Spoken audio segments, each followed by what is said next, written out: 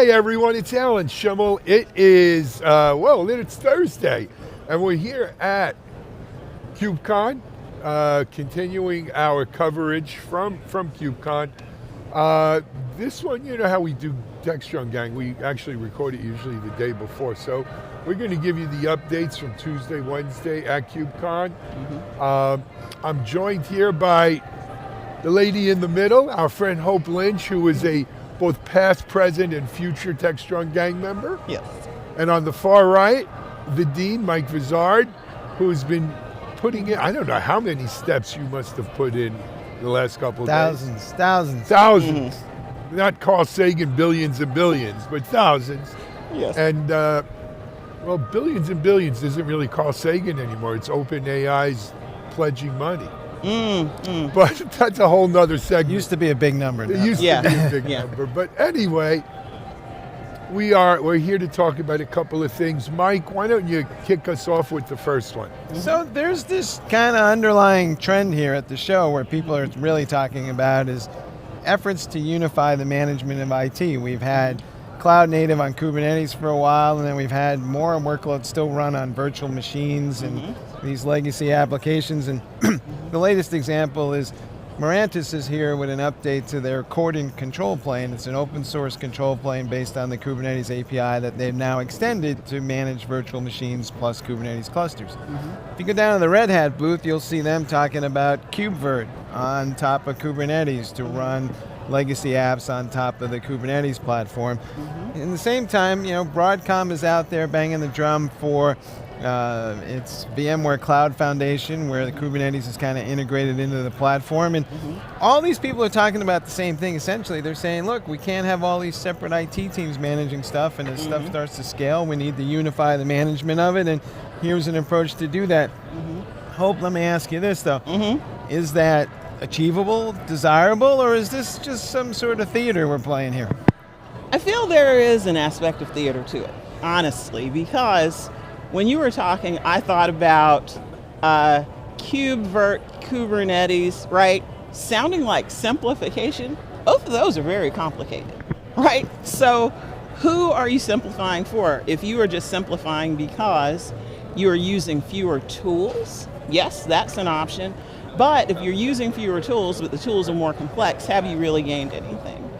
And in this, run to simplification, you could reduce down to a number of vendors where you're really locked in. You don't have negotiation room for pricing. And also with the Broadcom VMware shift, I think, honestly, there's a little bit of a scare tactic in capitalizing on the VMware pricing changes by Broadcom. Not necessarily that Broadcom might be the best alternative for some enterprises. Yeah. I agree. I had some thoughts on this. First of all, look, for as long as Kubernetes has been out there, it's primarily run on top of a hypervisor. Whether that hypervisor was VMware or what's the Red Hat one? The Red Hat one is KVM. And right, but there's another one then with 3 initials, whatever. Kubernetes is always run on hypervisor. That was the default. I think an option was bare metal.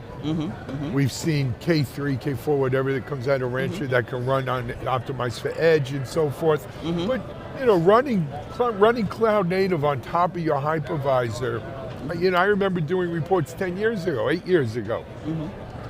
Well, density of Kubernetes versus hypervisor versus Kubernetes on top of hypervisor, and what was more optimized. So that's not new.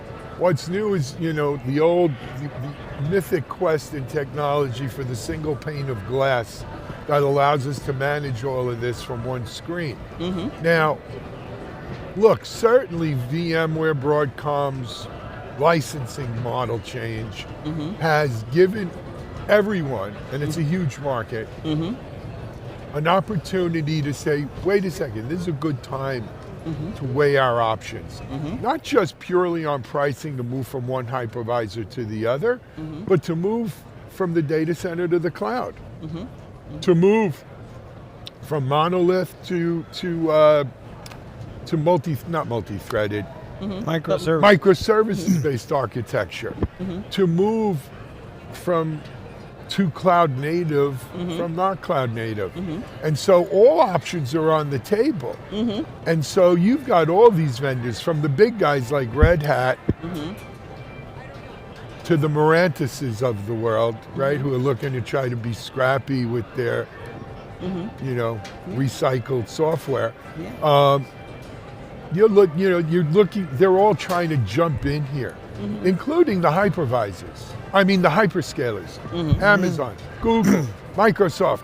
They're all coming out with, hey, you're looking to move off VMware, check out our hypervisor based, our virtualization layer that will let you run cloud native on top. And I'm sure Amazon will have some working man's version of this single pane of glass that's going to give you 80% of the functionality for 20% of the price. You make me, in your conversation, you make me think about another aspect of this, right? So there is something to be said for simplifying something, but is the problem just maybe visibility, right? Do they just need a better way to consolidate the information that's coming from the tools, to understand the tools they have, how they're being used? If they have enough visibility across, they might not be in favor of so much consolidation because they find things are working, but they just weren't getting the right information. I was talking to Sean O'Meara over at Mirantis, and he was saying that more customers want to move to bare metal, because especially these AI workloads, and they don't want that extra layer of VM if they can get away with it.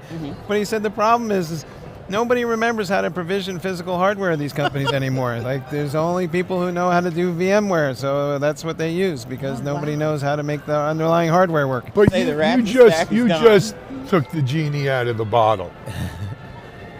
You know what happens when you assume? I think a huge mistake that too many of the vendors on this floor are assuming is that we're going to use Kubernetes to manage my AI stack. I published an article yesterday about cracks in the invincibility shield of Kubernetes. And I think a potential more than a bump, a potential roadblock in the horizon is that the decision is made by the market that an AI stack needs to be managed by an AI orchestrator or an AI platform or an AI tool, not Kubernetes. And then we're going to get into a thing of Kubernetes is not the default for AI workloads. It happens to be the orchestrator we happen to have at hand, but it may not be the one that we wind up using. As I wrote in my article, we're one Thanos snap away. Oh, everyone is going to be gone. Well, at least 50%. At least 50%. What do you think? Well, I think that this is a theater that appeals to the CIO, because then it allows them to start saying we can reduce the total cost of IT.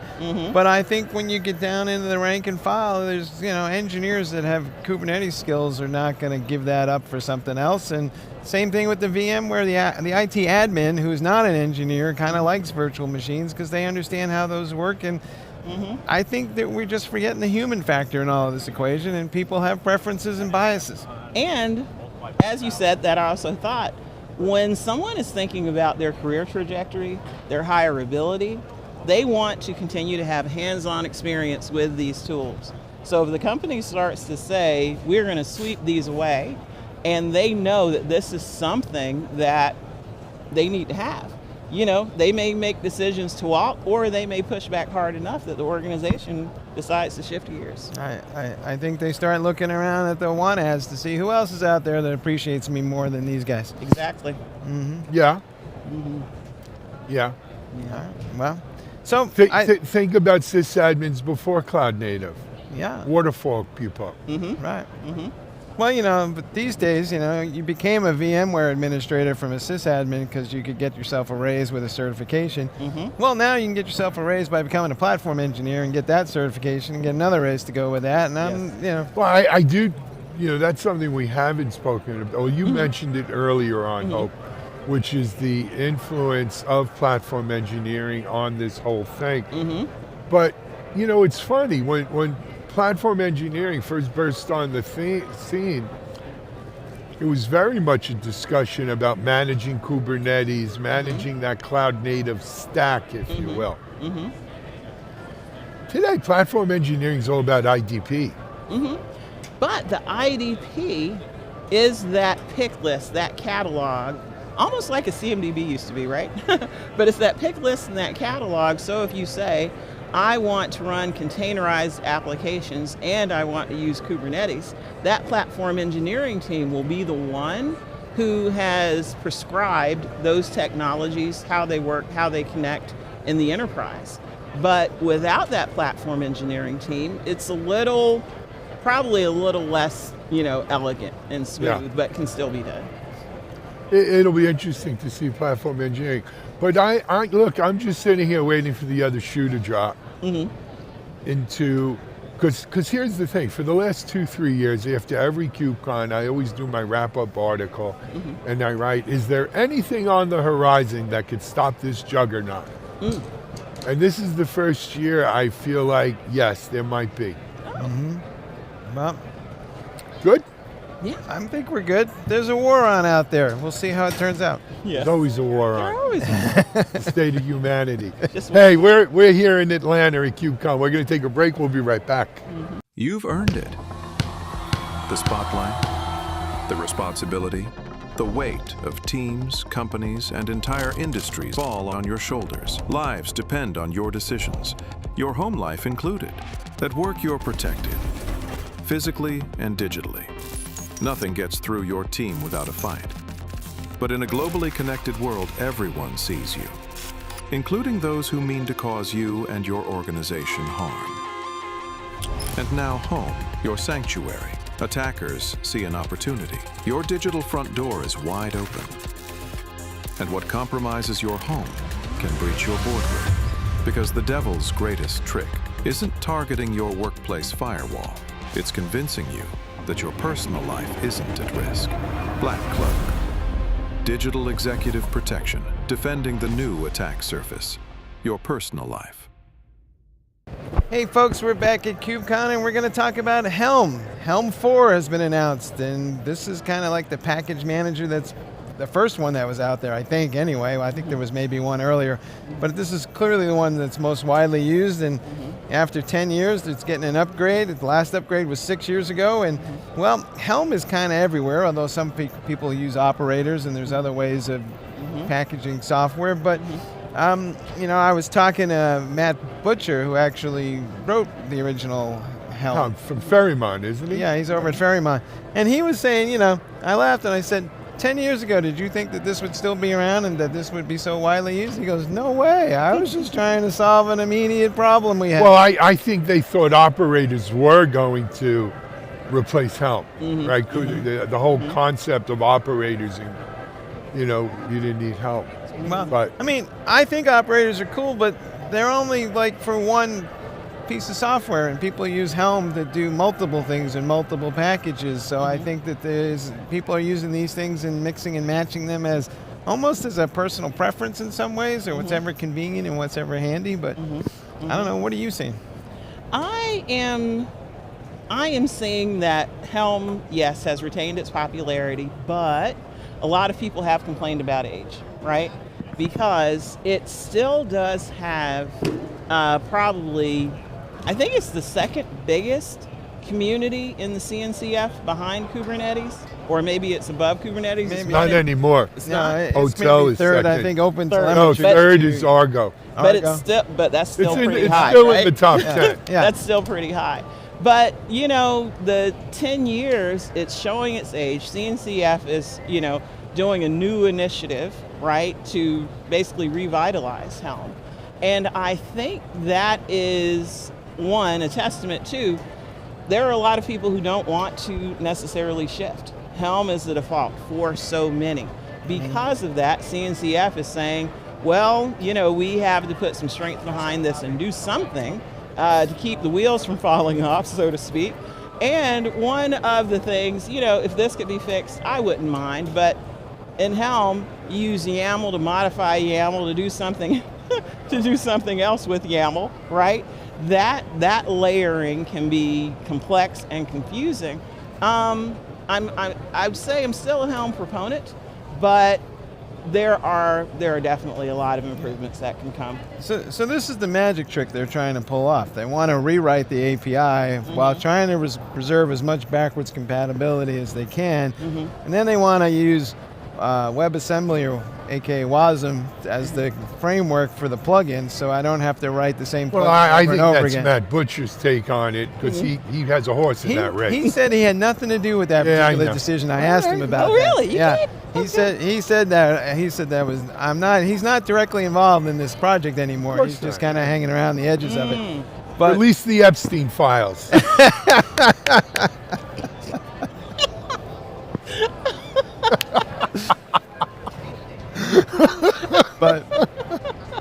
but be that as it may, I think that this is going to be hard, and It is going to be very hard. And I think we're going to wind up with two Helms. We're going to have Helm Classic and the new Helm. I don't think that's necessarily a bad thing, though. Right.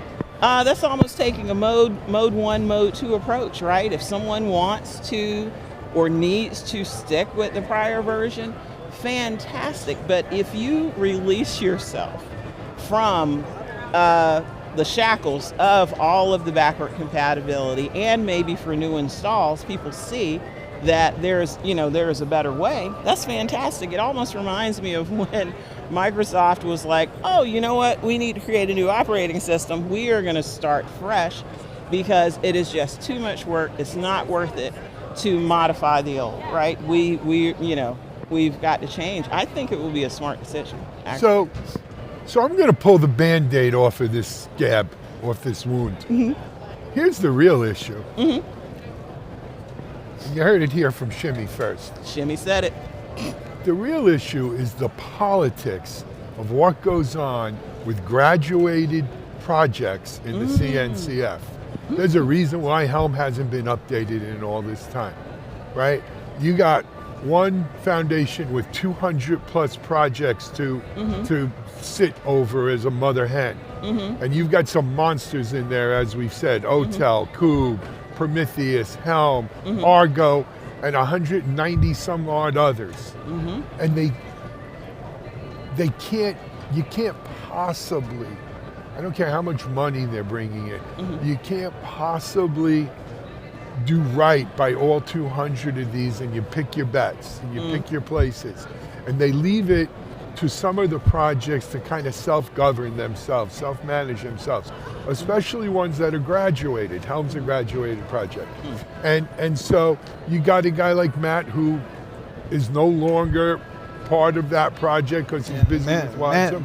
The other Matt Farina over at SUSE is the primary maintainer. Yes. Yeah. So you've got people coming and going who helped really put this on the map, who are the driving force. Because make no mistakes, open source isn't the shiny hill on the city with all those points of light. There's generally a handful of people who drive a project. And when you lose some of those people, you lose some of that momentum, you lose some of that vision, you lose some of that. And I think that's what happened here with Helm, right? I think, to your point, I think a lot of vendors like operators better because it gives them more control. Absolutely. But no one wants to tell Helm that because it's still one of the top 10s and it's all of this stuff. And by the way, it's not just, this isn't a Helm specific problem. This is a problem with, I've spoken to several other insiders on some graduated projects here, or some projects that actually have met the metrics to graduate and have not been allowed to graduate because of politics. You heard it here first. I'm not naming names, but I do have a deep throat. Outstanding. Outstanding. All right, the rebellion starts tomorrow. It does. It does. Now we'll fade out to the twin sons of Tatooine. We're watching. The revolution will not be televised. No, you're watching Techstrong Gang. Stay tuned. We'll be right back. Discover Techstrong Group, the epicenter of tech innovation. We're your go-to for reaching IT leaders and practitioners worldwide. Our secret? Impactful content that sparks awareness, engagement, and top-quality leads. With us, you'll access editorial websites, streaming videos, virtual events, custom content, analyst research, and more. Join our satisfied clients. Let's revolutionize your tech journey. Contact us today and tell your story to the world in the most powerful way with Techstrong Group.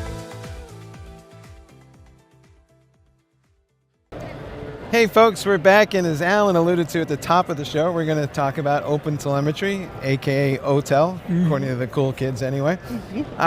There's a small company here called BindPlane that has a new tool for deploying OTel collectors at scale, which I think is becoming a more pressing issue these days because we're trying to instrument everything, right? If I want AI to work, I got to have telemetry data from everywhere. But now I'm getting overwhelmed by telemetry data, and then if I put out an OTel collector, I need to maintain and update it, and this becomes a DevOps project in its own right. So if you kind of look at this, Hope, you know, what are you seeing with OTel these days? Is it going to become the default? And, you know, it seems to be in the cloud everywhere, but on-premise, not so much, and certainly not networking and security yet, but it looks like we're headed that way. I think we are headed that way, but the road might be a lot longer, right, than people are thinking. The basis of it, the principle of it, the promise of it is fantastic. But you have to get organizations to implement it the right way, to standardize, all of those things. And what I have seen is there might be solid adoption in certain pockets of an organization. They are running, they are getting the data, and they have the information. But then when you were saying open telemetry for all, a lot are not adopting it or are inconsistent. So that promise of having an enterprise or having an organization that is able to bring all of that telemetry data together and get a comprehensive view probably is not as true as people would hope. You are familiar with cowboy wisdom? The phrase of cowboy wisdom is never mistake a clear view for a short distance. Exactly. Exactly. Exactly. Yes. But open telemetry is fantastic. I'm a proponent, but yeah. So look, I give them my award for best handouts here. Not everyone can get them, but the OpenTelemetry baseball jerseys that some of the guys have are hands down the best thing I've seen here in vendor wear. Nice. But that being said, OTel is huge. It is the under the hood choice fueling the entire observability market. Which, when you think about it, is pretty amazing. And what's really nice about it is whether you're this little company who's, you know, making a little widget on it, or you are, you know, the giants of the observability space, Splunk, New Relic, or what have you, you all have a vested interest in keeping OTel healthy. And I think that's when this foundation model works best, right? The co-opetition aspect makes the best. There are still IT organizations out there that prefer the older proprietary collector they got from a vendor because it's easier to manage and they spent more time polishing it. And then so the vendors always look at them and say, we highly recommend that you deploy OTel, but you know, if you really want this other thing, we still offer it. Well, for an added fee. Yeah, but I think the vendor under the hood has OTel in it anyway. Because why should they continue a parallel development track when OTel's there for them to put in? Just put a wrapper on it, right? Yeah. There's just pride and ego and extra money. Yeah. Maybe. Yeah, monetize. But I think most of the observability vendors, whether they admit it or not, have made that choice to go to OTel. Yeah. I also want to mention it's not just OTel. It's Prometheus, it's Grafana. There's a lot of great observability. Jaeger. There's a lot of great observability open source projects. I mean, from their point of view, the more telemetry data they can collect, the better off they're going to be. So until you got to pay for storing all that. Well, that's true too. But if I got to pay for the collector, I'm not going to deploy it as widely. So if I got a free collector, I'll theoretically instrument more, which will generate more telemetry data that the observability platform is going to charge me more for. Yes. So it all kind of is this virtuous cycle in their minds. Yeah, it continues to snowball, but I have seen in practice, though, even with open telemetry, and like you were saying, collecting more and more data, often a lot of it just sits there. Yeah. No one actually uses it, does anything with it. It's just been an exercise of, oh, if I can collect more, I will have more, and that's great. And people spend hours and weeks and maybe months, right, making these configurations. But then they're only looking at just a few things, right? I think there is also a need for training and maybe, some type of framework that makes the decision making a lot easier as well. So Cisco's trying to build an LLM for telemetry data, which would be kind of cool. So we'll see how that goes. But I think the other part of the issue that comes up to your storage cost thing is that people are sitting there going, this stuff's expensive to store, so they start tossing stuff. Or maybe they try to move it off to S3 if they're ambitious. But then they're sitting there going, well, by the time I get it back from S3, boy, that'll take a while. And so then I'm just tossing stuff, and I'm hoping that whatever crisis emerges that I actually have some telemetry data that's relevant to that. But, so I call that the Splunk conundrum, right? This has been the problem with Splunk for 10 plus years. It's great at collecting everything, but where the heck, how can I afford to keep everything? Yeah. And so there's been a whole cottage industry of companies that come out and say, well, let us help you pick what you should keep. Let us help stratify what you keep, where you keep it, how much you pay for it.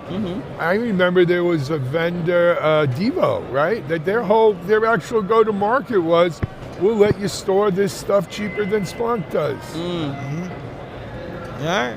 Well, I think we're going to continue to drown in telemetry data. I think so too. So, and I'm not sure if it's a good thing or a bad thing. 2 letters for you. AI. I think AI could help us here. Seriously, all kidding aside. AI could help us here in predictively guiding us as to what we should store, when, where, and how.